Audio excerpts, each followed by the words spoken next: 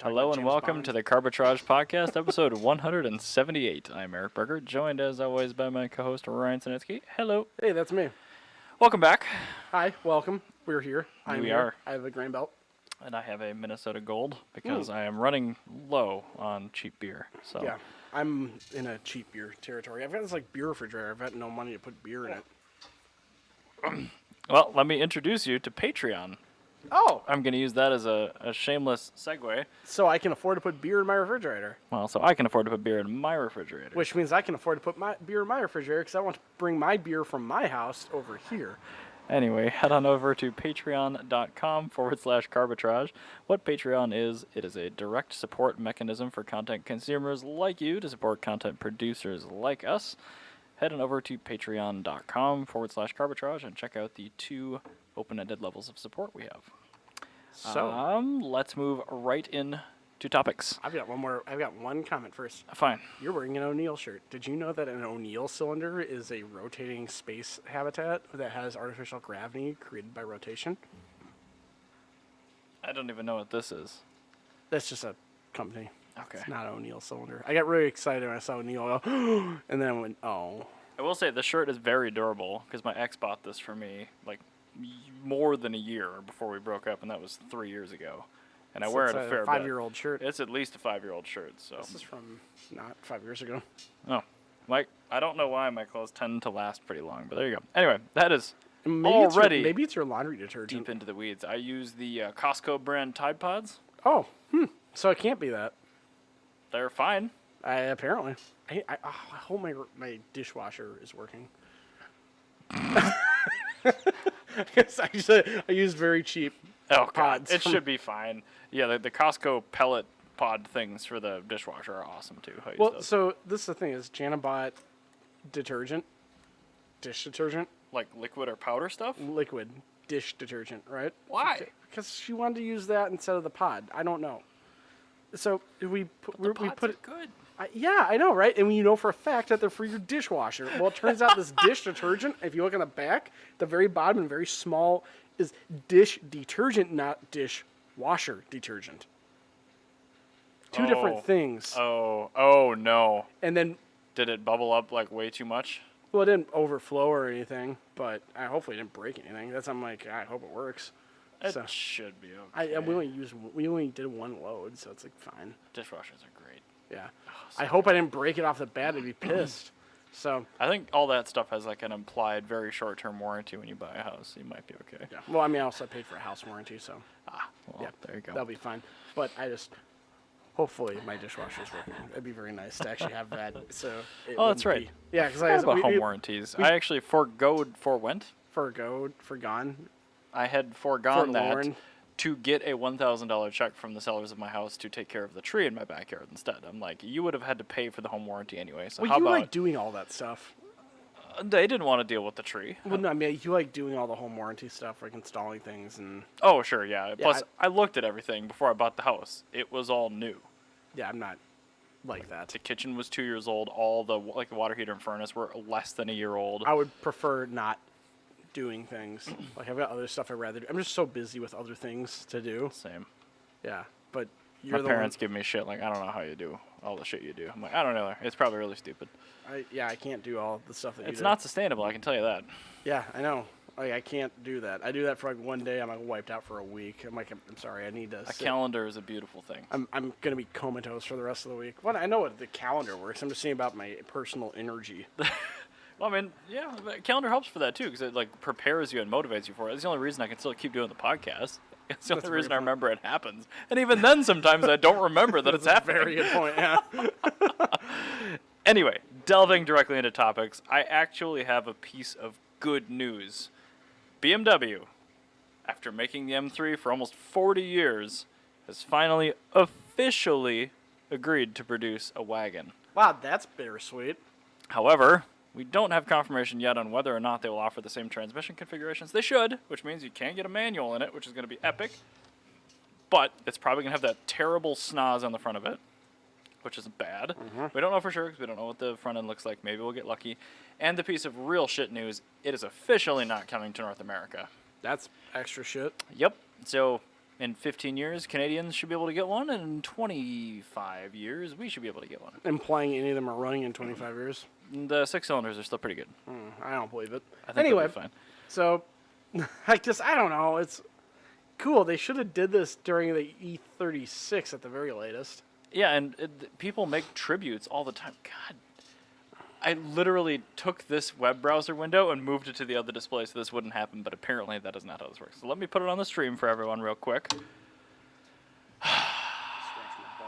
That's fine. So, people have done E30 wagon, M3 homages. They've done all the time E36 because it's so easy. E46, they exist. A little tougher because they were factory wide body cars. So you have to do a lot of sheet metal work. And people have, of course, done E90 and F80s. So great that BMW is doing this for us. But, like, this, I have such a hard time praising this company for doing this. Because if you look back on the last special manual vehicles they've done, they've all been at the demand of the U.S. market. Yeah. So Not the U.S. why markets. would you not give that to us? Like, we buy more wagons, high-end, expensive wagons, than anywhere else in the world by a not small margin. Yeah. And we kind of take pride in that with our rich folk because people that own them know that rich people own them. Yeah. Wagons are great. Why is it the decision, especially if they choose to make this competition only, which they might? I don't think they will, but if they do, then it would be all-wheel drive auto only. And, like, I have no faith that they won't do that. I bet they will, and I hope they don't. But I'm absolutely 100% guaranteed certain. I'll eat my shirt if they put a manual in this thing. There's no way this is going to be a manual. it I've will. got no faith in BMW as a company at all. I think it will, because I mean they've greenlit the manual in the rear-wheel drive configuration, and I don't think you necessarily need to have like a super high-end config in an M3 or like any 3 Series to get a wagon. In fact, like in Europe, freaking ads, it's actually really common to see very high specification cars with very low spec powertrains and things like that. So it probably will be offered with a manual. And if that's the case, I mean, I have to give them props because wagons are awesome. Yeah, no, wagons are great. I don't get you wrong about that. I absolutely agree. I have no faith that BMW won't possibly fuck this up at every level. Yeah. Like It's like Volkswagen. Like, we're going to get in America, don't have lifted suspension on the speed outback. Like, that's what they're going to do, is they're just going to, every level that they could possibly screw this up, they're going to do it. Like, absolutely guaranteed. Because I'm just trying to think of, like, the last time we had an objectively good wagon in America was like the Volvo V70R. I mean, I guess the CTSV wagon. Yeah, the CTSV. The C63, I think they had a wagon? Or was Not it the here. What was it, the E? E63, yep. Yeah, and you can still buy those, and Yeah, they're awesome. so you can get an E63 wagon, you can get a V70R, you can get a CTSV. But the thing is, like, we have one per generation at a time of good wagons. Yeah, and they switched off from manufacturer to manufacturer. Even Volvo for a while made awesome stuff. It's the same, the V70R, yeah.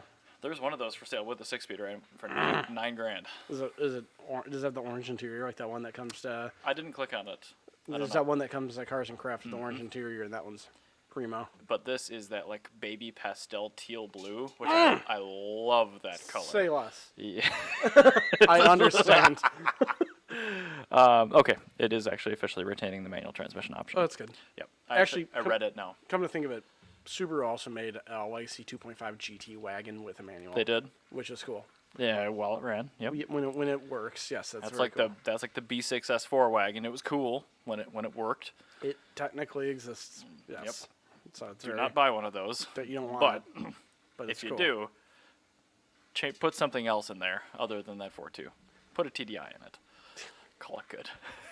That'd be very funny. That would actually be TDI. pretty great. I love a 1.9 TDI in that. And it'll probably make as much power as the. I will S4. say the weight distribution would probably be similar. Yeah. Because I mean the TDI is heavier. That transmission is a delight to shift. I do like that transmission. And yes. they look pretty good inside and out, so I don't really have an issue with them there. I guess I'm jaded because whenever I look at one of those, I just look at it and I go, "That's unreliable." That's just like my thought of how they are. It's just, Yeah, well, yeah, they it just doesn't even look- matter which one you're looking at because we didn't get the TDI here. Yeah, it just looks unreliable. Like that's how I see it. I see a B6. I go, yeah, it's gonna be broken. That looks like it's broken. the hazy headlights are the cataracts of the soul of that car. Yeah, like it's like the like the scene in Ace Ventura where with the package, he hands it to the guy. He goes, "Sounds broken." Like Most likely. yeah, Bet it was something probably. nice though.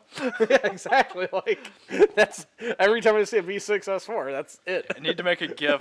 People are doing it all the time now, where they'll put like images over something Yeah. else and play it, like just a B6 wagon.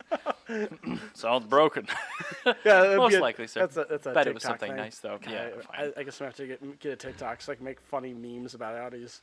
I really want to get one. Can we just say that it's amazing that shit like that exists in an app to do real time on our phone? I know, I love that. That 'Cause stuff used to take like was- crews of people. a tremendous amount of fucking around that talk. Oh, it was awful. I thought there was a train. It was just something about some American. There have been V8. so few trains lately. It's very disheartening. Pissed. I've heard them a couple times on Sunday Absolutely evenings. pissed. I want that retro liner thing to come back through Yeah. again. That thing's cool. It is cool. Well, Very cool. let's do a Patreon topic. Okay. All right, I guess I'll do it. So, Yeah. It's your turn for a topic. Patreon topic 'Kay. is from, I imagine, Scott, because It it's is. well written. I think Tucker's only put a couple in there, and I think he actually dropped off our Patreon list too. Probably. He's a, he lives in Wisconsin. There's only, Yep. only so much money in that state. Yeah. Should your daily be an appliance and rent fun cars when needed, only occasionally? No. That's not a very good patron. I thought it was worth discussing because The question, not for the question us. is, should you own an appliance for your normal car and then rent one that's fun, like you can rent a jet ski? So I think the vein of the question here, because of course it was Scott that wrote this, was Yeah. like, if you have an older house that has a 2-stall garage, you've got 2 people, and you of course need your commuter, but you also want a fun car, should you compromise on your daily and potentially daily something that's not actually No. supposed to have that done with, or do you buy like an electric thing like I've got here for a daily, and then you use a Turo service anytime you want to go somewhere in a fun car? So, this is actually a question or a conversation I had with a customer I worked at Good Karma. Okay. And what we decided on, he wanted to get a normal car that's reliable, relatively, Okay. and just good. So he ended up getting a Volkswagen Passat, but he's like, I want it to be kind of fun though. But I said relatively reliable. It's under warranty, brand new. Okay. He goes, I want it to be kind of fun. I said, all right, well, how about this? Why don't we install bigger sway bars? Because that's kind of no difference in anything else except for when you're actually going for it. Cornering. Yep. And what we did is we put sway bars in it and put on like a little bit of a better tire. Not anything like great, but Sure. it's a Continental DWS. Yep. I like those. I have those on Waggies. Yeah, a good tire. And he was thrilled, absolutely thrilled, because you know what? He sold a car that was entirely warranted, and he could still huck it into a corner and have all the fun in the world because he's got sticky tires and a good sway bar. Like, I think something like that, a minor modification that has no difference to the power output or the reliability of the vehicle on your normal Yeah, car. that's almost a I mod think- that isn't a mod. So. Yeah, I think that is the correct answer. Is you get the normal car that has an essence of fun to it. That's got fun in its DNA. Yeah, but you're never going to go carve canyon roads or anything like that in a Passat. No, you're not. But you know what you are going to do? You're going to go on a Cloverleaf, and you're going to have a lot of fun. Right, but that's still your commute. Yeah, so that's I your agree. commute. Having a car that's fun to drive on your commute, awesome. Yes, your Econobox should absolutely have mods like that done to it. Yeah, and I think for But your daily driver. that's yeah. not like an event car. Like, say you're going to go out somewhere and you want something fancy. Like, do you buy a second car to do that, or do you Turo it? And I think that's what he's asking. And for see. me, like, I don't even know if I can objectively answer this because I have too many cars. But I can't imagine having just the Tesla. It's a very fun car. It drives very well. But, like, that's not an event car. Like, I don't have fun going out in that thing. And that's why I own the Mazda 5. Yeah. Is I can have the fun of an event car while still having a car that's more or less reliable. But that's not on sale anymore. Although I should say that it's got 220,000 miles and burns oil pretty decently now. So it's Put gonna some be, seafoam in it's it. going to need a new engine in it Put soon. some seafoam in it. It's going to have a Ford Fusion engine put in it because it's got 0.2 of a liter bigger displacement and is just as reliable. My MZR is best MZR because Ford. Yeah, exactly. I know it's not Action MZR. It's got a different 3-letter designation. MZW. MZW. Yes, but so this is the thing is Same thing. Yeah, it's the same thing. So like, they literally use the Ford 2.5 bottom end for building big power Mazda Speed 3s. But anyway, this is the thing is you get a car. It's the same. A car that's got an essence of fun to it. So you have to kind of get nerdy with the car. You can't just like run in and go grab any random car. But you can't have to like look at what the car is. Like my Mazda 5s are a very good example of that. Where yes, on paper, at first glance, it's a minivan. And you look, oh, it's got independent rear suspension. Oh, it's basically just a Mazda 3. Oh, it doesn't weigh anything for a minivan. Oh, it's a manual. And it comes with a manual transmission. That's suddenly a car that you can daily drive and have a shitload of fun in. But we've discussed this. That car isn't sold anymore, and nothing like that exists anymore. Absolutely. But that's the thing is, it isn't necessarily that. It's like the Camry TRD, where you get the car that's a normal car. No, because it has to be something that's interesting at a car show. But that's the thing. It's the TRD. It's not. Nobody's going to approach that car, even if it's got a TRD badge on it. It's one of those things where that's a car was relatively Okay, well, suspend disbelief. that car. My Mazda 5. That is cool. Yeah, but that car is just as lame to somebody that doesn't know what it is as a Camry TRD is. No, it's not. The Camry TRD is arguably more exciting looking. Nah, I like the Mazda 5. I like the Mazda 5 too, but I also live in real life. But I think the thing Okay, is, so for the sake of this argument, neither of those things are show cars. so you want like an actual car to take to Something car that shows. you could take to a car show or park at valet, and people will pay attention No, to. at that point you have to own the car. Why? Because why are you going to take somebody else's car to a car show? Because it doesn't matter. No, it's somebody else's car. Let them take their own car. But keep in mind, most people don't give a shit. But that's the thing is, when I go to a car show, like it would just. I love going to a car show and showing off something cool. And it's like, Yeah. if I'm doing something like where you have more cars than you can physically drive, yeah, I'll drive one of your cars to a car show for you to help you out.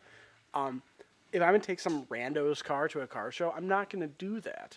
Because then I have to explain to people, I have to let people down. I go, oh, Okay, you so have you're a going really to cool car. I go, actually, it's a Turo. What about restaurant valet, where you don't talk to anyone about it?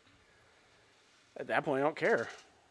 Again, for the sake of the argument, I'm not talking about you, Ryan. Personally, I'm talking about, like, in general. I guess if somebody's looking... if it's a restaurant valet, at that point, you're not getting it to be a car enthusiast. You're just getting it to have something fun. So, yeah, sure.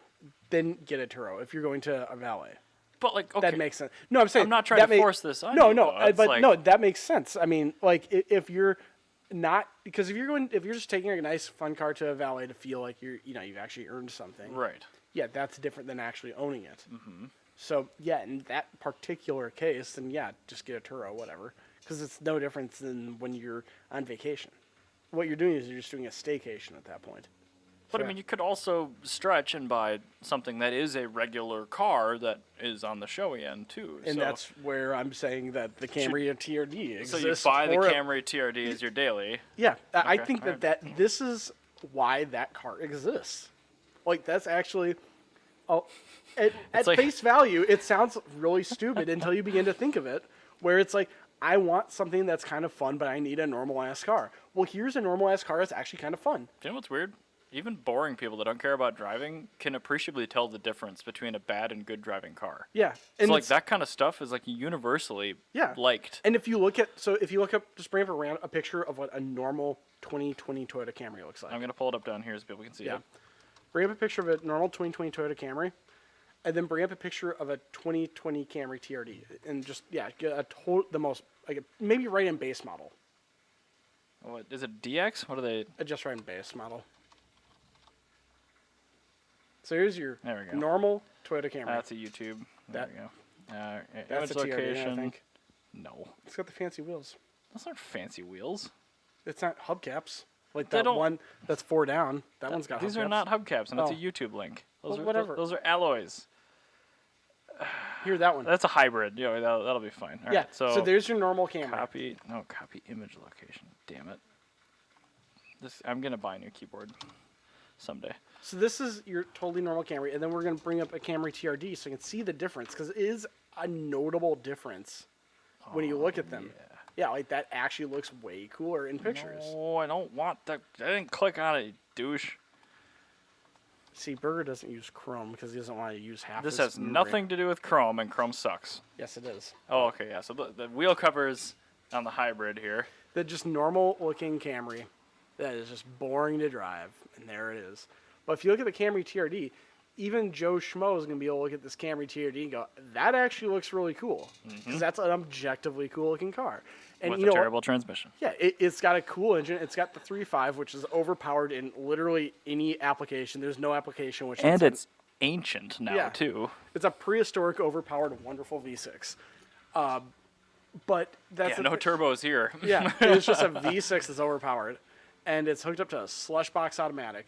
But that's the thing is, At least it's not a dual clutch, though. that's a car that's gonna be fun, like for you to drive, because in a straight line it's gonna be fun. It's gonna be fun going on a low speed corner. The only time it's not gonna be fun is when you're trying to come out of a corner. Roasting a Boomer and a C4 in that would be very satisfying. Yeah, that'd be hilarious. So this is the thing: is this a car where probably 85% of the time you're gonna be loving it, and that's why that exists. Well, is this is that's like- a perfect daily driver. The Accord Sport was a little bit more toned down than this, but Yeah. that was a boring daily driver Exactly. that drove really well, and you could get it in a 6-speed. So there you go. That's another good example of a normal car. So this is why I would not get a Turo, because things like this exist. And this No, is no, like no. kinda But, like- but if you buy either of these, you need to get a Turo. well, not even, because These are not interesting enough to take anywhere and have anyone notice. That's a Camry with black wheels It's and a still spoiler. a Camry. If somebody notices it, they're not going to be noticing it in a generally favorable way. I think you're wrong. I honestly do, because I think that if somebody sees all right, this is the thing is they're either gonna walk by it and not notice it because it's a Camry. It's Right. got Camry That's what you're flash. trying to avoid. But this is the thing. The people that look I love aren't that term. the people that look aren't gonna be like let down by the fact it's a Camry TRD. They're gonna go, oh, they bought a TRD Camry. That's really cool. It's like when you see an XSE Sienna. It's like that's actually a very cool Sienna. Like the people that know vans know that the XSE is actually really rad. So that's what this is. Is this one of those cars that's cool to people that know? It's like an MGB. Right, Ryan, but GT V8. we are so far in the weeds of minority when it comes to car But enthusiasts. that's the thing. Is like, if you're just trying to get a car that everybody's gonna look at, why are you even getting a sports car? Like, Because that's why even? people own fancy cars. That's why people buy Challenger SRTs, because people look at them. Then just buy a Charger RT or something, like some cool looking car. I guess you could get like an SRT You can 392 get an or automatic. whatever. You can get automatic WRX to the lease, and it's got all-wheel drive. Your wife won't. It's got automatic transmission. It's all-wheel drive. Your wife won't complain, and it's also WRX technically at that point.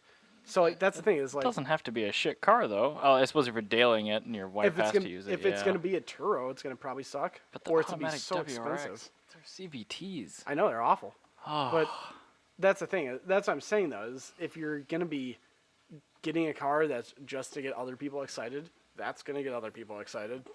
Like that's what I'm saying that the TRD Camry, I think that looks just unique enough. If you get that in like a bright color like red, that people are gonna go, is that a Lexus or what is going on with this weird car? And they look and they go, Camry, like that's something that's actually gonna draw people's eyes. yeah, it probably is out there enough. I think you'd have to put an exhaust on it. It has an exhaust actually. They're notably louder. They have good. one more horsepower, but they're notably louder.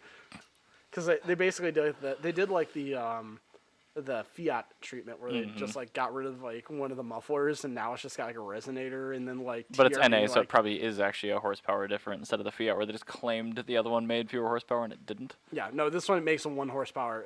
Dyno proven 1 horsepower. So, okay, to your point, this is probably as, I'll say, quote unquote, flash as like an SRT 392 Yeah. Charger. Yes, Parked it's in like that. the same area, people are going to notice it the same amount. And Yeah. that, I think, would qualify as somebody's fun car. I think that going to the point where you need a Turo, maybe if you're in like New York, where like you straight up can't even own a car, yeah. I Right, get but that. we're not talking about that. We're talking uh, like, do you get a third car or you just buy a little more flashy daily? I get a little bit more flashy of a daily. I think so, 'Cause- too. And also, this is something that people don't think about.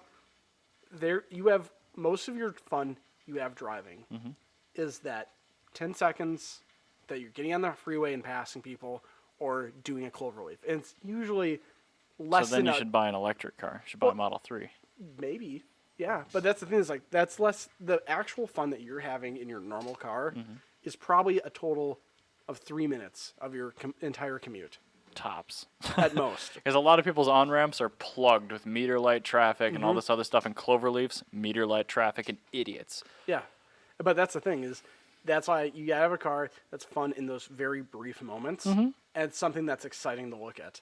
And that's where the TRD Camry comes in. That is a perfect daily driver. Can't recommend it because it's auto only, but I see where you're coming Yeah, from. that, like as an automatic, you have to have an automatic like daily driver. That is the most fun, normal, like entirely normal car that you can have. So, I would say, with the assistance of that car, I have to say just get the daily driver.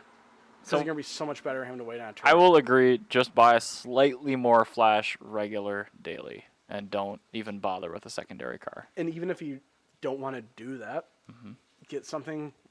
Do your research before you buy it, and get something that you can do like minor modifications to. Better tires and a sway bar go miles for making a car better. Even On just my- better tires, honestly. Modern cars are so blasted on capable. my Mazda 5, one of the best dollar per fun mods I ever had is when I grounded my throttle body directly to the battery. And it's one of those things where it was literally free. It was a length of cable that long went straight to my battery, and now when I like just stomp on the gas, it like goes. Like it's notable. So little stupid things like that. Like those there's plenty of those- very cheap and/or free mods that you those can cheap do free to mods a lot of cars that are that you can do that. Yeah. pretty good. It's like pounding a large, sharp spike into a Boxster S muffler. Yeah. Sounds a lot better. Exactly. So Feels weird doing it, but it's better. yeah, doing things like that, those little free mods make the car so much better. Cheap ones, yeah. Just enjoy your time in your shit car. Yeah. So yeah, don't buy a second thing. Just buy a slightly better daily. Put an intake on your Mirage. There you go. Like Kua did that. He has all the fun in the world with a shit car. Slow car fast. That you is know? not a shit car. Mirage is good. Well, shit car compared to the guy that buys a Challenger. Cheap car. Yeah, cheap car. There you yes. go. Remember, we talked about BMW and their subscription features, like Yeah, it's heated really- seats and really things like that. Dumb to yeah. And Interesting everybody that kind of they- hated that, right? They did, and they recently announced that as a new feature. It turns out GM has been doing this for about 3 years, and nobody knew. Well, nobody notices GM. Well, GM, if you bought, it's not just Cadillac, even though this article suggests it is, they have a feature called Super Cruise, which is essentially a lane keep with radar cruise. So kind of like an Autopilot 1 for Tesla. But apparently, nobody bothered to read into the actual paperwork and agreements that come with these cars. So you do get it with your car for 36 months. And then it shuts off. And if you want it again, it's a monthly subscription fee. That's stupid. So something you bought with your car Good job, Mary Barrow. and is all based in hardware and software, and it does not connect to the internet for any reason except software updates, which are unrelated, they take it away from you. How do they take it away? Do you like go in for a oil change? and No, they just no, turn it's it? over the air. Wow, that's awesome. Yeah, it's pretty Cool. cool. Good job, Mary Barrow. So, yeah, That's the public goodwill that GM needs. right? Like somehow they out BMW to BMW. Well, all right. This is the thing: is BMW can afford to do it. I think this is what Mary Barrow gets wrong with her life. Other than the fact she's utterly inept in every way to be any sort of CEO of anything, and I will not take that back. I think that she really needs to be like mid-level management. She really needs to take care of some bean counters, and that's like the extent of her career. I have no idea how she's gotten this far in life. I don't either. I don't have any view inside of the corporate structure of General Motors. This is the issue is BMW can afford to get away with that because they have so much goodwill. They've made the M3 for years. Well, and it's a high line. And it's a high line, and you get it, and like, you get that, and you're like, you're already so hyped because you have this super fun BMW. It's so cool and such a great driving machine. And the people are expecting an expensive to own vehicle. Yeah, but if you have a Denali, Right. you're not getting anything that's special. Right. Say, You're getting say you bought an Acadia Denali and you have this feature. I would be so pissed if I Karen. bought a used Acadia Denali with the Super feature, Cruise. the Super Cruise on there, and then I get into it, and I finally am on the highway. And the all LCD gauge cluster says, "Sorry, bro, you don't pay for this." Yeah, I'm like, wait, there's a subscription? Like, never in my life would I ever buy another GMC.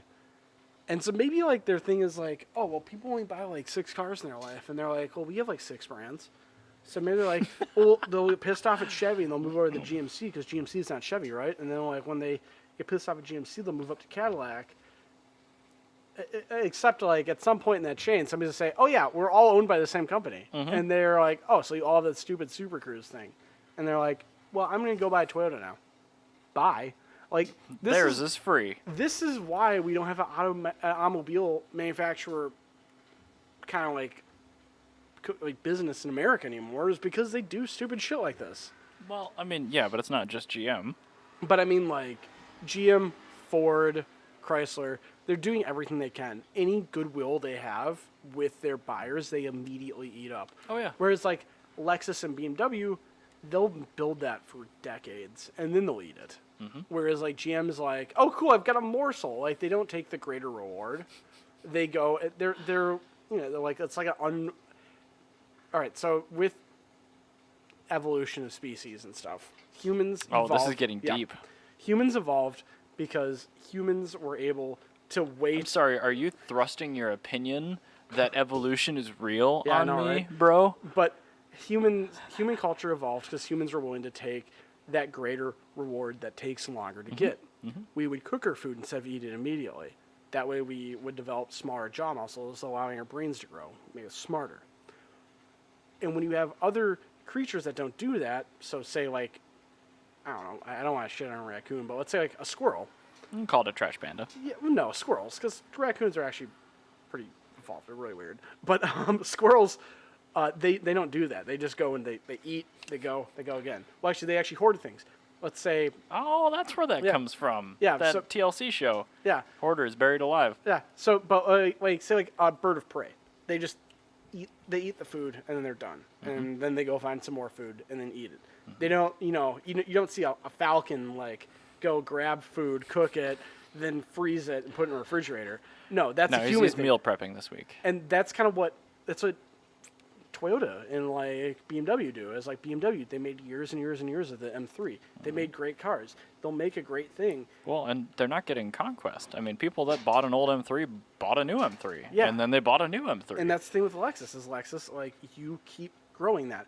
That LS 400, that's 30 years old at this point, that's still running. And I bet a lot of those people that bought those 1990 LSs drive LS 460s now. Yeah, exactly. And those people that are buying the LS 400, well, now they're buying an IS 250, and they're buying the base model Lexus, or they're buying a different Toyota. Right. Yeah, we downsized, or we want to be No, green. nobody ever in the history of time has ever bought a Cadillac Alante and Or a went, Cimarron. or a Cimarron and gone, oh hell yeah, you know what I need is a Matt again in my life. Like I've never seen people go, I just need more Cadillacs. They're so great. Nobody's done that since the 70s. And Yeah. it's because GM takes the goodwill and like a bird of prey, they just eat that goodwill immediately. They don't put it in the refrigerator for later. Where Lexus, they've got so much goodwill. Honestly, the LC 500 could have had like rod bearing issues within 20,000 miles of being new, and people would still buy them because they go, how great is Lexus? But now GM, nobody ever says, how great is GM? Right, they're coming off like the timing chain and other cylinder head Yeah, issues you're of the coming- high feature V6. You're coming off of additional ignition issues yeah. that I were mean, predated by other issues. You've had 40 years of just stupid issues. And you haven't built any goodwill to eat up. And now you're just being that bird of prey, taking every little morsel that you can get. Right. And now you're doing stuff like, yeah, we're going to have a subscription service for a Super Cruise. And you're just eating up more of that goodwill without putting more in storage for later. And that's the issue. And that's why none of the American companies do that. And every other company in the world does it. Even Volkswagen does that. And that's why Volkswagen's able to get away with the garbage that they can get away with. for now, yeah. Is they have so much goodwill still built up From their older product that was better. Yeah, from the Mark IV and older Volkswagens. Like, you don't think of, nobody ever, when you think of Volkswagen, thinks of how shit the Volkswagen Dasher was. No, God no. No, you think of how fun the Golf was, right? Like, that's what you think of. Like, Well, yeah, I mean, the people that are going into the dealership showroom right now and buying an Atlas, they're probably a person that got a Mark IV from their parents in college, and Yeah. they've been driving, and they they're had like, well, I a like B5 this. Passat. Yeah. Like, they had a very good car. And that's the thing is, Volkswagen right now, they're eating up the goodwill that they had. And what you do is you build up that goodwill for when you can't feasibly afford to make the goodwill at that point in time. That's why during the recession, it's going to run dry for all the German auto manufacturers. It is. It's running dry already. But I mean, like, that's the thing is these American brands, they don't have that. So when it comes to a point where you have to scramble and make a 2-liter turbo and you screw over all your customers for 5 years straight, like, or 10 years straight, like, you're going to be able to weather it because you're Volkswagen. And you know what? Everybody, hey, you made one shit engine and put it into literally every car, but it's okay because I still love my 1.8T. Right. Oh, like I remember my 1.8T. Yeah. As you drown in 2.0T piston ring failures. Exactly. Where it's like a chains. GM, like the only person ever that's gonna give you goodwill is to be like, hey, I understand you made that 3.6 high feature V6. No, it's going to be the one person that's still got their used 99 new body style Chevy Silverado. It's got like 400K on it. And they bought it with a reman trans in it, and they've had personally no issues. Yeah, well, That's but no, where I mean, that like loyalty's still coming from. the customer loyalty from like from people that buy cars new, Right. are gonna be like they're gonna be like people that old boomers that remember when GM didn't suck. Right. Like no millennial has ever driven a car where GM didn't actually suck because GM sucked in the 90s, they sucked in the 2000s, they sucked in the 2010s, and they're sucking to the 2020s just for different reasons, and they're never gonna get over that. And the they've same had, things like, that happen to John Deere. Little glimmers of good product here and there, but it's never been consistent. Well, that's the thing. They've had a glimmer of good product, whereas Volkswagen or BMW has had a glimmer of bad product, of public relations bad product. Not things that were objectively bad that we know are bad, but like for normal people. BMW's been going at it for a long time because I mean their product went from objectively good to objectively bad. Somewhere between 99 and 06. But that's the thing, though, is those cars were bad so far later in life. Yeah. You don't notice it.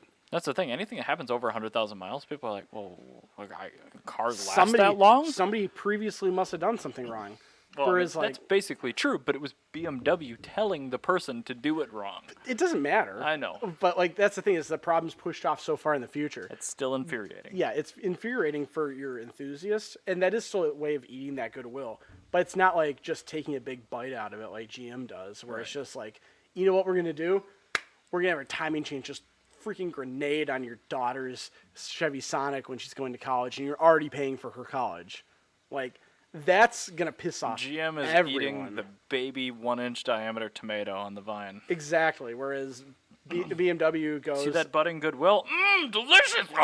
Yeah, BMW takes the one that's about to fall off anyway. They're spritzing it with water and wiping it with a microfiber cloth, and then they throw it at the wall. Yeah, exactly. Like, they actually take care of it. They grow that goodwill, and then they destroy it. Yeah, exactly. Whereas GM just, like, off the bat, just tip the whole vine over and stomp on it. What's this? I'm scared! So, yeah, GM sucks, and they're going to continue to suck for a long time. Perfect. I agree. So, I think this is what we should do here. Is I want to talk about something that's a little bit more positive. Fine. I want to talk about manual transmissions, because everybody's happy about those. Yes, exactly. So Scott actually had another really good Patreon topic, and I know this is Scott because this is written out in like literal, like There's a visual hierarchy here. There's a visual hierarchy. This looks like it was copy and paste out of a law document. If you'd see paragraph 1, subsection 2. He actually has subsections in this. So he said, let's talk about manual transmission gear layout and what we prefer. Okay. Shifter on the tree, shifter on the floor, shifter on the dash, pros and cons.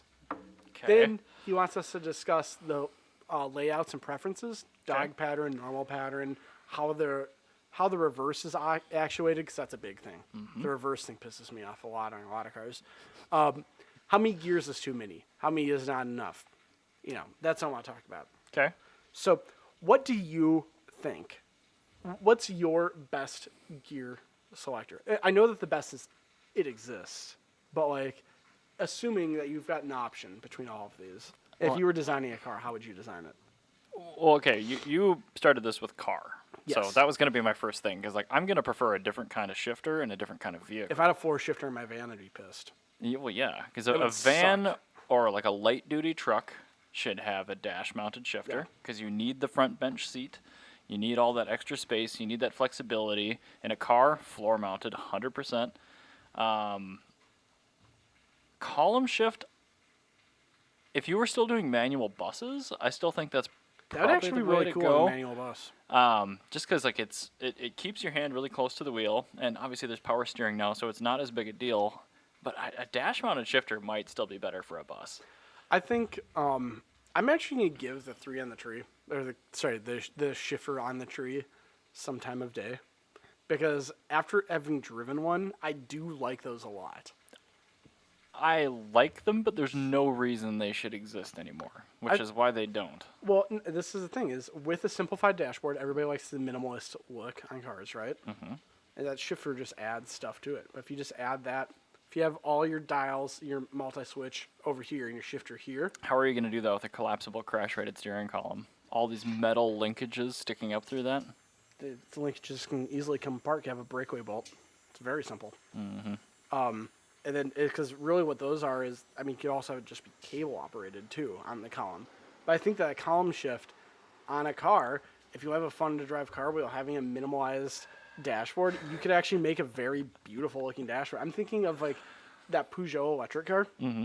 If they say put a gas engine in that, just hypothetically speaking, if they put a gas engine in that, that would be really good looking with a column shift 5-speed. Well, yeah, it's a French car. I mean, Yeah. they kept column shift everything, or even like the 2CV, that dash shifter thing. Yeah. That is cool. Yeah, I think that a column shift, because another nice thing about the column shift is it's such a smooth operation that you can just go, Well, you're it in is. second gear. It's such a buttery smooth operation. But It's when so those were nice. common, 3 and 4-speed transmissions were common. 3 speeds were on the tree and the 4-speed on the floor. There were a lot of 4-speed column shifts, but What- there was a reverse lockout. Yeah. So it was still just a single H pattern, but it was a 4-speed with reverse. I think for smaller displacement cars with the less gears, fewer gears, Thank you. smaller displacement cars, fewer gears, low speed vehicles, column shift all the way. So fun. I love a column shift. And you can keep your hand on the steering wheel too, which is kind of cool. But it's, again, with power steering, doesn't much matter. But yeah, I think the column shift does have a reason for existing. It did. If there was a manual Prius, it would be a column shift. That would be good with a column shift. No, it would be a dash shifter where the current regen lever is. No, I think a column shift would be really good. Okay, be great. I disagree. But I like okay. column shifts. They're great. Fine. You have my answers. But I would otherwise say, yeah, it depends on the model. My van, if I had a floor shifter, I would never have bought that because it would be so irritating to use. Because I'd have to dig, I'd take my hand and go, Even the FJ, dig I around think, my should have feet, been yeah. a dash-mounted shifter. Because, if you have something that sits up that high, your shifter travel is going to be too long. if your shifter travel is going to be anything more than 3 inches in total, you should have I think 6 inches. Well, I'm thinking. 'cause Look at that's- that distance. I mean, that's 6 inches. Oh, is that? that- That's what I'm imagining. It's 2 fingers apart. Yeah. I guess that. I think a 6-inch travel 6 is fine. inches is good. That's a reasonable amount. But that's the thing is we get a lot of these But even trucks. more than that, it's the gate width. Yeah, if you look at a Ranger, you have to go. Yeah. You have to put your shoulder into shifting it. And that's why a dash shifter is way better because you can maintain a car-like shifter. You have to use cables for a dash shifter, but fine, who cares? Cable shifters are good. They use them in pretty much everything. I bet you can make a linkage. It would wear out. Cables are just better. Anyone that's Porsches use cables. Nobody Well, complains about a Porsche shifter. I'm just thinking about an EF Civic. That's a cable linkage. Yeah. And that goes basically a straight line right to the transmission. The shifter fork is then pivots inside the transmission. It's a straight line to piss. If you look up EF Civic shift linkage. That's a cable? No, that's a Rod. linkage. Yeah, A rod you linkage. said a cable. Sorry. No, it's a rod linkage. No, I know exactly what you're talking about. Mark IIs, even early Mark IIIs were like that. But the linkages wear out, and they get really shitty. Not on the Hondas. Well, on the Hondas, the rubber bushings do, but any Yeah. rubber bushing will. Yeah. But that's the thing is, on Volkswagens with cables, the plastic pieces break on them. And then It's much less common than the rubber wearing It out, happens though. all the time. Every single Mark II in the world, guaranteed. Toyota figured it out. Every single Mark II in the world needs. Generally speaking, cable Yeah. shifters are more reliable than I would- linkage shifters. I would take a linkage any day over that. But it's the thing is a linkage with a polyurethane bushing would be great because that won't wear out. I think it again depends on it your gets quality. debris in it, and it will actually wear the metal out instead of the urethane. So that's why they do it with the crappy stuff usually. That's the same reason, when you're doing a shifter on a BMW, I should grease this. You do not grease shifter stuff. Yeah. Because it traps debris and then it turns it into sandpaper. That just breaks it. Yeah, it just gets bad. I guess with Hondas they make everything so thick and overbuilt. And If a company can make a reliable, modern linkage that keeps your shift gates fine and they can do it, awesome. Great. I just don't think it's possible. I think it is, but the thing is, you have to overbuild it. You have to use thicker metal, higher quality metal. A lot of manufacturers just use the shittiest metal they can possibly find. Mm-hmm. And I think, but that's also the thing is, they also use the shittiest plastic they can find. But I honestly think the proliferation of cable shifters, not just for packaging, but again, it's a crash safety thing. Because if you have, like, say, you have a front-engine vehicle with a dash-mounted shifter, to get a nice, high-quality metal rod between your shifter and your transmission, what happens to the power plant when you hit something? Well, that's the thing is, with that rod, then you can do something where maybe one section's a little bit thicker than the other, so it induces braking. Right, or they It can force it to bend and then really overbuild the actual fulcrum inside the shifter, but that adds a ton of weight and cost, so they're just not going to do it. I think that the way to do it, maybe if you did like an aluminum linkage, and that way, if it hits anything, It's doable. I'm just saying why they aluminum's going don't. to break. Yeah. Like, yeah, no, there's a reason that they don't. There's a reason that cables exist. Because, yeah, you can make one length of cable, you make the same thing, and you can just adjust the length of cable per chassis. That makes sense from a manufacturing perspective. But I think all things being, like, if I was designing a car, I would do a metal rod shifter. Well, if I was designing a 100%. car, it'd be front engine, rear drive, and the shifter would just be in the transmission. That's also a direct shift floor mount. I think if you have a floor mount and it's not a direct shift, you should not have a floor mount. I mean, pretty much every car in here is a non-direct shift floor mount, and they're all pretty great. Every other one, you can put that shifter somewhere else. I mean, dash mounted. I just love my dash mounted shifter. Yeah, it's fine. It just doesn't make sense in like any of these vehicles. So the BMW, I feel like they could have, if they pushed everything back further, because it behooves you to make a direct shift because you put the engine further away from the front axle. Right, but packaging dictates you can't do that sometimes. Or sometimes, but it behooves you to attempt. Yeah, you're like, hey, Tremec, could you take your off-the-shelf transmission and elongate it by adding 0 other things other than more heavy aluminum on the back for 10 inches? Could also run a different pressure plate on your clutch. It's longer. You're still... You have a longer bell housing. That doesn't help, though. It behooves you to make a direct shift because that's the best possible shift. Even a lot of GM stuff still has an indirect linkage on Yeah, it. it does, and it's awful. It's fine. Well, you get a direct shift transmission, it feels much better. Anyway, I like the shifter in the Fiat that's directly in the trans. Is it better than a BMW or a Porsche shifter? no. No, but it isn't. Just like the S2000. People like jizz over that transmission. I'm like, it's fine. that's a perfectly reasonable transmission. fine. That is it. That's a reasonable transmission. But people are like, this is god tier shifter. I'm like, have you driven like a late model E90? Because like, that is the best feeling shifter I've ever driven. I think Well, there may be a gated shifter. Those feel really nice. But also linkage adjustments. you know what? pain in the ass. I'm really kind of annoyed now because I just realized that my favorite shifter I've ever used is actually it's a cable, the AW11 MR2. Pretty sure it's a cable. Yes, yeah, it is. Yeah, that is the best shifter I've ever felt. Dude, my That's just- third gen, super good. Especially Yeah. once I put Delrin and brass bushings and All everything. it said like old ass bushings, but it was just all very notchy. You just had to go like that. Yep. You don't have to do anything. Just snapping gears. It's Yeah. so nice. That was great. But like, it comes down to engineering in the transmission more than the type of linkage you have. Yes, that is So. true. The actual engineering of your transmission. So Let's talk speaking about of layouts. layouts. With that, I really like the 5-speed. I really like the 3-speed. The 4-speed doesn't need to exist. 6-speed, you get into I'm not having. talking number of gears yet. I'm just curious, like, Okay. what kind of H pattern layout are you looking for?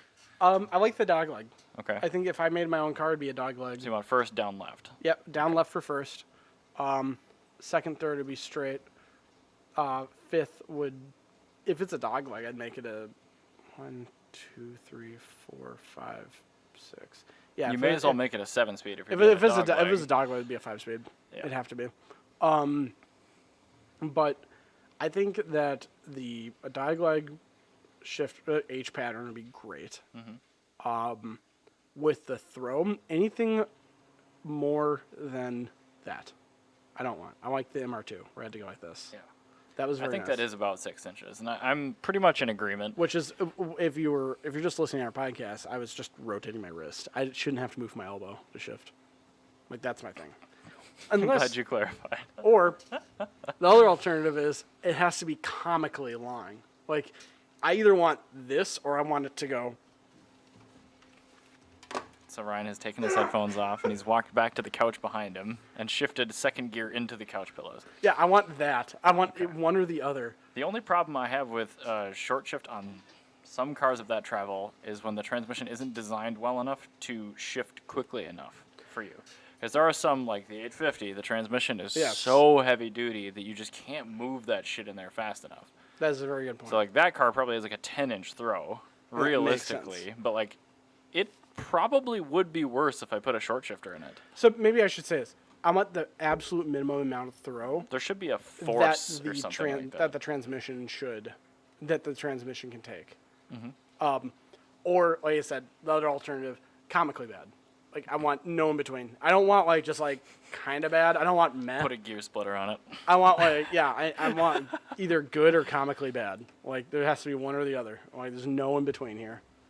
And that's with like the 3 in the tree. Like that's I like that because actually a 3 in the tree is just the smoothest. Like yes, it's comic. You have to slide down, but like it's just a very natural movement. On And the again, steering like wheel. the steering wheels back when those were common were huge. Yeah, So so- like the actual throw force was nothing. Yeah, it took no force, and there was so much heft behind All the linkage and everything. the linkage that you would have to put no effort into getting into gear. Like you honestly, like, had no idea that you're even moving anything. It felt like it's connected to nothing. It was great.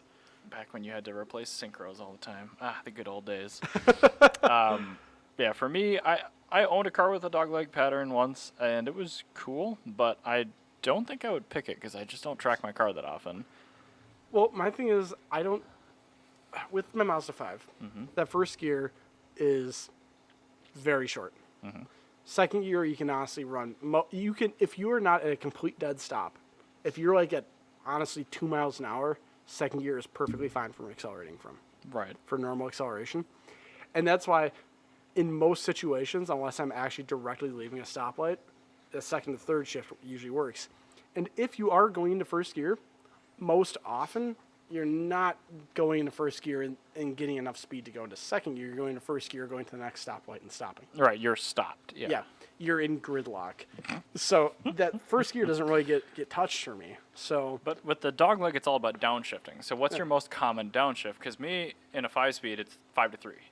5 to 3 is your most common? And there's no benefit going with a dog leg because you're hopping from bottom right to middle bottom versus upper right to mid. Well, I guess that also depends on the engine. I mean, Well, it does, but more your gear ratio because like a lot of cars, if you're cruising on the highway, you can't downshift 5 to 2. no. That's a very And good that's point. where a dog leg would maybe be, that's where a dog leg would maybe be better. Is you can just go like that. 5 to Because 0. like the 5-4 downshift would, I don't know, it was all about the 2-3 for track racing. That's why the dog leg existed. And if Yeah. you're doing a lot of 2-3, that makes perfect sense. But otherwise, I think the dog leg is actually kind of an inconvenience.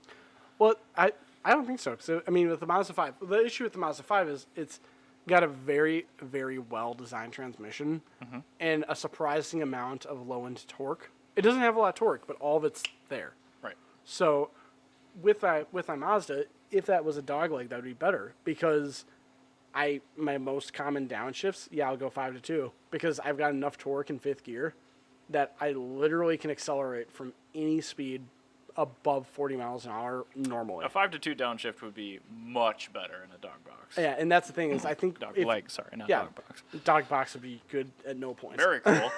Very cool. Very inconvenient. Driving my Mazda 5. Eh. Let me put these gigantic hearing protection items Yeah, on. exactly. Dog box transmissions, if you don't know, they're Straight straight gears. cut gears. Yeah, giant straight cut gears. Clutch is optional. Yeah. So yeah, for me it's a 6-speed H pattern, so 3 verticals, 1 horizontal, and then I use a spring detent for reverse. It's the BMW pattern. That's All the right, Fiat pattern. Let's talk about reverse because there's so many stupid ways to get in reverse. I don't like reverse being just a normal shot.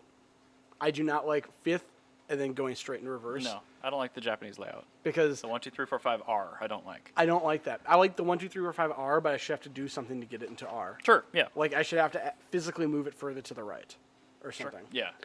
If I have to do that. I also don't like the Volkswagen where you have to push it down and go into first. Yeah, it's kind of 'Cause- awkward.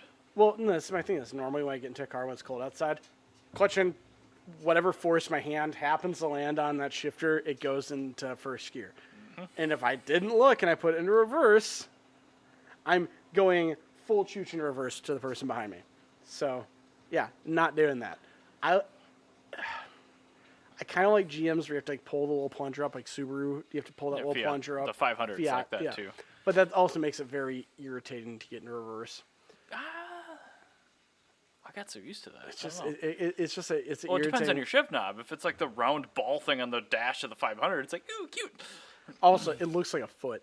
It looks so ugly. Oh, yeah, it's a terrible aesthetic implementation. Yeah. So that's, I think, that the best way to do it is that you have to physically take it out of fifth gear, move it over a little bit, and then like jam it into reverse. Like, But so you want it on does the like right side with has like an to- extra spring has to detent. be extra spring detent. You actually have to feel it move through like an extra gate because Yeah. like when you put it into reverse on, I forgot what car that is. I'm thinking of. But you should actually have to like feel it. It's the MR2. You actually when you put it into fifth gear. It was a little bit further over. It wasn't Yeah. very far over. I've seen but the it's- knobs where it's got like a little bit past on the yeah, a horizontal. little bit past. But you'd actually feel it where the fifth gear like kind of gate would be. You feel pop past that. Yeah. That's when you feel it going to That's reverse. nice. The I second like and that. third gen MR2s did not do that. And the flathead forward 3-speed, you would just kind of go, huh. I'm either in second or reverse. That's in its defense. That's any gear. Yeah. There wasn't a lot of feedback through those No, there isn't. shifters. And that's, I think, if you were to have, say, it's a column shift, again, on my theoretical 4-speed slow car, you would have a button you have to press on the top of the shift knob and then slide it down. That would be my way to get it in reverse. Okay. If it was a flathead and there's a column mount or something like that, you have to press a button. I don't That's, have think. different answers for different eras like you, unfortunately. Well, it's so not necessarily eras. That's for different designs. I'm just going to pick one. And it's one that I've never used before. So I'm not sure why it doesn't exist. There's probably a reason. But in my ideal world with my 6-speed double H, I don't quite like the BMW and the Fiat are the same way. If you push lightly over and up, you get first. If you push hard over and up, you get reverse. But if you hop in a car and like somebody revs their engine and takes off, you're instinctively going to push a lot harder and you Yeah. might end up in reverse. So And what that's- I would love to do is get that same detent but be down and left for reverse. That's a wonderful idea. Or sorry, left and down. Somewhere where you're not going to accidentally It's put not it. first. It's just I'm like not going to go into second and dump it's the just like clutch. Volkswagen. That's where first is. It doesn't make any sense. Doesn't make any sense. So if you had a dog leg up left, fine. I don't care. But it should not be right next to first gear. You know Nor what? should it be directly in line with your top gear. More comically, another thing we could do, you could have the differential be the reverse gear. You just have another. No, Ryan, no. Like 'cause Miguel's that's going car. to double the weight of the diff. It'd be hilarious. There's a second gear, just all the gears are flipped around. It's just like one small one. That would be another option. It would be an option, not a good one, but it'd be an option. Okay, fine. I mean, I can't contest that, really. So how many gears is too many? 7. 7's too many. Seven is 6 too is many. perfect. The double H is perfect. This is my thing. Again, I think 5, maybe 6. Both of those are great. 4 5 or is too 6. few. 4 is that weird spot where 3-speed's better than 4. Because if you're going with a 3-speed, you're doing it because you're going to have a thicker gear to hold down like shitloads of power. If you have 4-speed, you just That kind just of means suck. you have a car that was made in the Yeah, 70s. You have a car that's made in the 60s or a car that sucks. There's Yeah. no in between. That's true. You either have an SCD Civic or you have A Pagoda. yeah, exactly. That's what you have. And this is the other thing is like 7 gears is too close to 6 to not be ridiculous enough to have to deal with the pain in the ass. Because again, like I said, I like a ridiculous thing. If I'm ever throw, I Yeah. either want it to be as short as possible or as just over the top as possible. And if I'm gonna have a transmission any more than 6 gears, it better have 9. It has to no, not even that. I need double digits. I need a semi truck like 24 speed. Like I'm not putting splitters in cars, Ryan. but that's what I'm saying is if you're gonna have 6 or if you're gonna have 7, might as well have No, 24. if you're going to have Screw it. 7, you may as well have 8. or 9 or No, 12 or no. Because 15. 7 is an additional H. So is 8. But 9 is another one after that. And you run into 7's already engineering craziness. Because, like, in a manual, You go left a bit from center to get your first and second, typically. Yeah. You go forward and back without touching the horizontal, you get That's- third and fourth. You go over a little bit to the right, you get fifth and sixth, or maybe fifth in reverse, depending Yeah. on. And in a Porsche and a new Tremec and like a Corvette or something like that, you have to use another spring detent once you're done with sixth into seventh. And it sounds terrible, but bless those engineers. It's actually very intuitive and it doesn't trip you up at all, but it's still too much because That's what there's I'm a saying. given width that's comfortable to use a transmission on, and you have to narrow the shift gate so much where your likelihood of missing a shift, money It's- shifting yeah, your car, is exactly. through the roof. That's what I'm saying. So, like, to maintain your 12-degree shift gate, 6-speed is tops. Yeah, and that's the thing. I'd say either 6-speed or absolutely over the top. Because if you're gonna just totally ruin it with 7 gears, like just go overboard and totally Well, totally fuck it up. Keep in mind, like, a lot of the Eaton 10 speeds that are common in heavier trucks, it's a 5-speed pattern with a splitter. Yeah, that's what I'm talking about. Just put a high-low split. There's a reason bet- why. better yet, have a not a high- twin stick. Better yet, have a high, normal, and low. Okay, fine. So it'd be 5, 10, 15 gears. wait. Or 18. 7, 14, Oh, 21. God. Yeah, you have a 21 speed. There you go. Just like a bicycle. It'd be ridiculous. So that's the thing is I think 5 or 6 or 3. That's what you name. Because the thing is, Duesenberg, you thought I didn't think I was talking about pre-war. They used the 3-speed because they're able to put down so much more power into that transmission that they're actually able to make that transmission work. Because that was a gigantic engine tuned for torque. I think that's super cool. And that's the thing is that's why 3 speeds should exist. If you have like a Cummins, like a high power Cummins, not having a 3-speed is like silly to me. Like that would be so much cooler with just like a gigantic beefy 3-speed, like a 2-inch wide gear. If you can handle it with your engine's rev range, that's the problem with like the really big torque engines, though. Like they generally, not always, but Yeah. generally, you're dealing with like 900 to maybe 16 or 1800 RPM. Yeah. And like you really have to like nail that spacing. There's no flexibility. So with a 3-speed, you need to have like a really tall first gear, and then you've got to like redline first to get it into second in your usable power range. Yeah, and well, that's the thing is these all depend on power range. I think that if you have something that's like a really really high power vehicle, yeah, having a 3-speed would work. Because like a Cummins, I guarantee you're gonna be able to do a burnout in third gear regardless of how long that gear is. That gear could be a 0.75 gear. I guarantee you're still gonna be able to do a burnout with it. Once you're on boost, yeah. Yeah, like that's the thing is I That's think what the other gears are for. yeah, And that's why we like the Power Glide. I'm like, really, it's all you need. You need a gear to get going, and you need a gear to cruise. yeah. And those are insanely durable, so I get it. And but it's, and with a 3-speed, you have your get going, you have your passing, you have your cruising. So you have your cruising, but that second gear will put you instead of being at say 5,000 RPM, you'll be at 3,000 RPM. Instead of being at like 1,000 RPM, you'll be at 3,000 RPM. Whereas first you'll put you at 5,000, grenading your engine, and not be able to go anywhere. That second gear is to be just enough for you to have a little bit of wiggle room. And I think that for like really high powered applications, 3-speed's the way to go.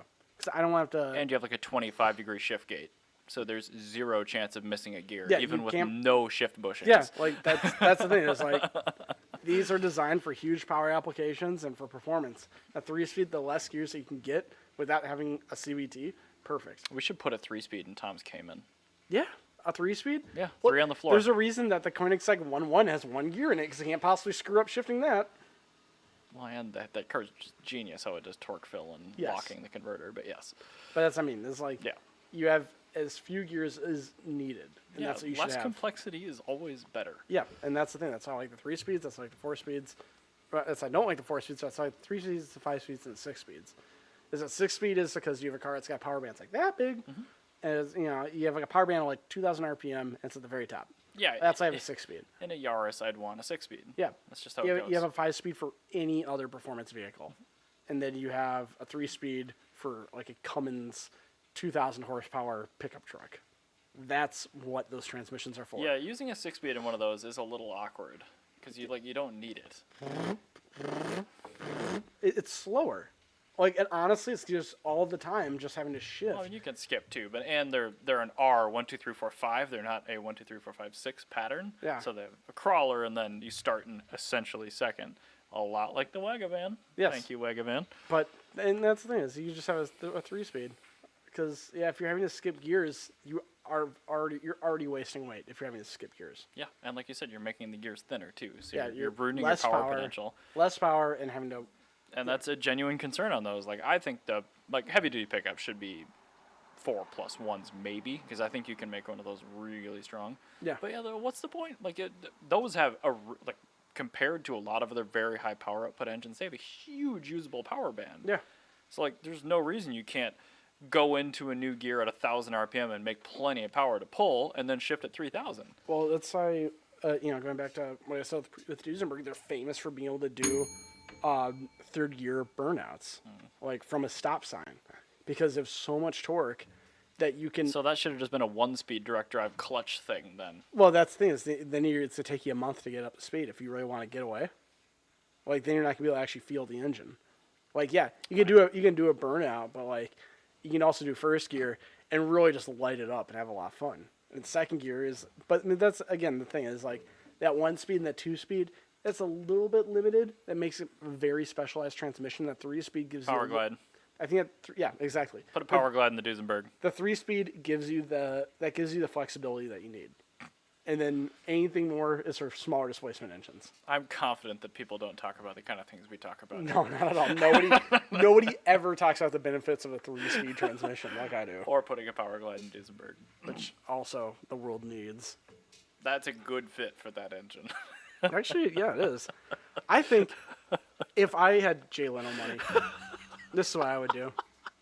First off, I'd totally redesign a block girdle so I could I'd redesign the rotating assembly so I have more main gears. Or more main bearings. Yeah, sorry. And then I'd actually redesign the cam so it'd be more of a high RPM based instead of torque based. And see what kind of power it could actually put down. Well, not to mention you could probably take like 20 or 30 pounds of rotating mass out of that thing with modern materials too. Yeah. Imagine hypertechnic aluminum pistons and titanium rods. Yeah. Or like a 1950s piston skirt even. Like yeah, but it would be super. If I had nobody pay attention to the thing I'm saying. It would be super fun to rebuild a pre-war engine with modern tech. Oh hell yeah! To see what it would do. I would love to have a 7-liter inline 8 Fiat S75 dual overhead cam with modern Fiat S76. S76. But I would love to have a modern dual overhead cam 7-liter inline 8 with a fixed head. Like that'd be so cool. Just drill out the counterweights, knife edge it. New rods, new pistons, and then you find an engine that has more main bearings already, because redesigning a block. Well, you could actually probably put it. With modern that technology, much reduction in rotating mass? Modern technology, you could put a block girdle in that. You could, but you probably wouldn't need to if you take 30 pounds of rotating mass. Yeah, well, I mean, you take 30 pounds of rotating mass with a block girdle, so let you do even more. Well, yeah, I mean, that's a flathead. You have to put a girdle on those to rev them past 2,500. No, I think a block girdle on a Duesenberg would be rowdy. Like, that'd be super fun, especially with a hot cam in it. I'd love it. I'd absolutely love it. I hate myself for perpetuating this conversation. Yeah, see, now you understand why they're so fun. Anyway, so what do you think, patrons? Or if you're not a patron, you could become one, and then tell us what you think. And we will tell you why you're right or wrong. Yes. So, I think. This has been another hour-long rant about everything ridiculous in the automotive world and why nobody talks to us outside of ourselves. It's like we have a podcast, so we just talk to each other. And bless your hearts, more of you than I ever thought would ever happen actually listen to us. Yeah, so. And I'm utterly shocked. So thank you every single one of our listeners and our patrons. So, we don't know how we've retained you, but we're happy about it. Yeah, well, more talk about Duesenbergs. God damn it. There's a Pierce Arrow for sale on Branch Trail right now. All right, we're going to leave now. I'm sorry. I'm going to go buy an air conditioner. I'll see you guys next week. Thanks so much for listening. See you guys.